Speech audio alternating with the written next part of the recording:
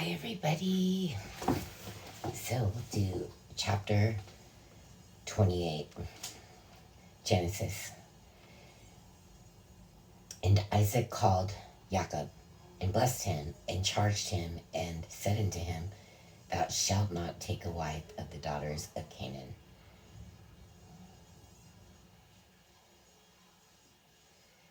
No, I read 28. Okay, we're going to do 29.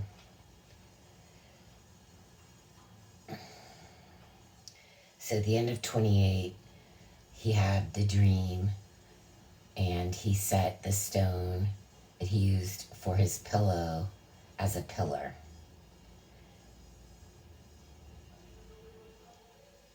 Okay, and said he was going to tithe a tenth of everything he gets to the Lord. Okay, so now we're in chapter 29. Then Jacob went on his journey and came into the land of the people of the east. And he looked, and behold, a well in the field. And lo, there were 3 flocks of sheep lying by it. For out of that well they watered the flocks, and a great stone was upon the well's mouth. And thither were all the flocks gathered, and they rolled the stone from the well's mouth, and watered the sheep, and put the stone again upon the well's mouth in his place. And Jacob said unto them, My brethren, whence be ye? And they said, Of Haran are we. And he said unto them, Know ye Laban, the son of Nahor? And they said, We know him. And he said unto them, Is he well? And they said, He is well. And behold, Rachel his daughter cometh with the sheep. And he said, Lo, it is yet high day, neither is it time that the cattle should be gathered together. Water ye the sheep, and go and feed them. And they said, We cannot until all the flocks be gathered together, until they roll the stone from the well's mouth, then we water the sheep. And while he yet spake with them, Rachel came with her father's sheep, for she kept them. And it came to pass, when Jacob saw Rachel, the daughter of Laban, his mother's brother, and the sheep of Laban, his mother's brother, that Jacob went near, and rolled the stone from the well's mouth, and watered the flock of Laban, his mother's brother. And Jacob kissed Rachel, and lifted up his voice, and wept. And Jacob told Rachel that he was her father's brother, and that he was Rebekah's son. And she ran and told her father. And it came to pass, when Laban heard the tidings of Jacob his sister's son, that he ran to meet him, and embraced him, and kissed him, and brought him to his house. And he told Laban all these things. And Laban said to him, Surely thou art my bone and my flesh. And he abode with him the space of a month. And Laban said unto Jacob, Because thou art my brother, shouldest thou therefore serve me for naught? Tell me, what shall thy wages be? And Laban had 2 daughters. The name of the elder was Leah, and the name of the younger was Rachel. Leah was tender-eyed, but Rachel was beautiful and well-favored. And Jacob loved Rachel, and said, I will serve thee 7 years for Rachel, thy younger daughter. And Laban said, It is better that I give her to thee, than that I should give her to another man. Abide with me. And Jacob served 7 years for Rachel, and they seemed unto him but a few days, for the love he had to her. And Jacob said unto Laban, Give me my wife, for my days are fulfilled, that I may go in unto her. And Laban gathered together all the men of the place, and made a feast. And it came to pass in the evening that he took Leah, his daughter, and brought her to him. And he went in unto her. And Laban gave unto his daughter Leah Zilpah, his maid, for a handmaid. And it came to pass that in the morning, behold, it was Leah.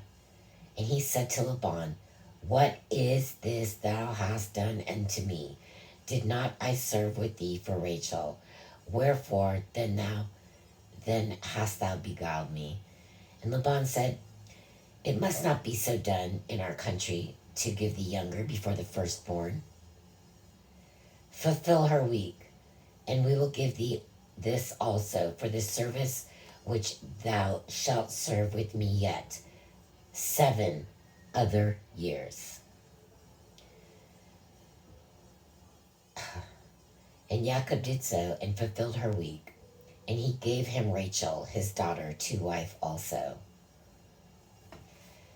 So this makes it sound like it's 14 years, but I read somewhere else that he served him 7 years before that, so the total was 21 years. But here, well, it doesn't talk about that. Well, in verse 15 it says, And Laban said unto Jacob, Because thou art my brother, shouldest thou therefore serve me for naught?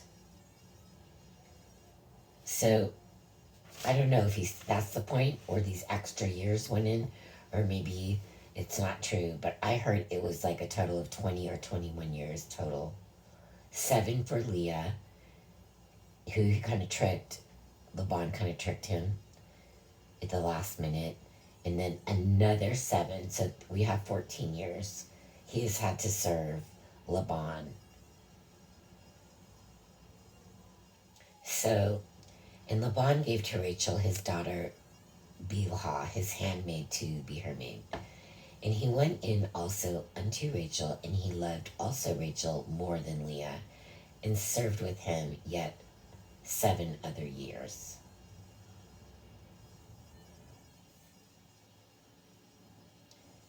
Maybe that's 20, maybe that's the 21.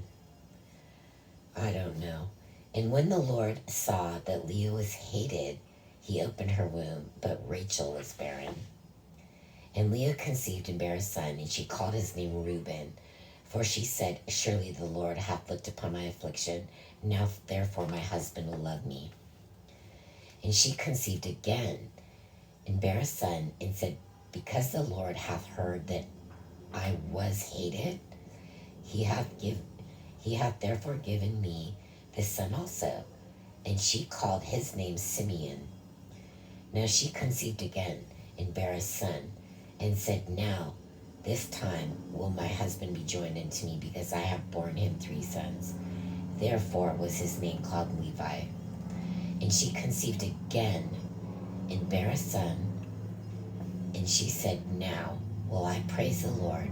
Therefore she called his name Judah, and left bearing. Chapter 30. And when Rachel saw that she bare Jacob no children, Rachel envied her sister, and said unto Jacob, Give me children, or else I will die. And Jacob's anger was kindled against Rachel, and he said, Am I in God's stead, who hath withheld from thee the fruit of the womb? And she said, Behold, my maid Bilhah, go in unto her, and she shall bear upon my knees, that I may also have children by her. And she gave him Bilhah, her handmaid, to wife. And Jacob went in unto her, and Bilhah conceived, and bare Jacob a son. And Rachel said, God hath judged me, and hath also heard my voice, and hath given me a son. Therefore called she his name Dan. And Bilhah, Rachel's maid, conceived again, and bare Jacob a second son. And Rachel said, With great wrestlings have I wrestled with my sister, and I have prevailed. And she called his name Naphtali. When Leah saw that she had left bearing, she took Zilpah her maid, and gave her Jacob to wife. And Zilpah, Leah's maid, bare Jacob a son. And Leah said, A troop cometh, and she called his name Gad. And Zilpah, Leah's maid, bare Jacob a second son.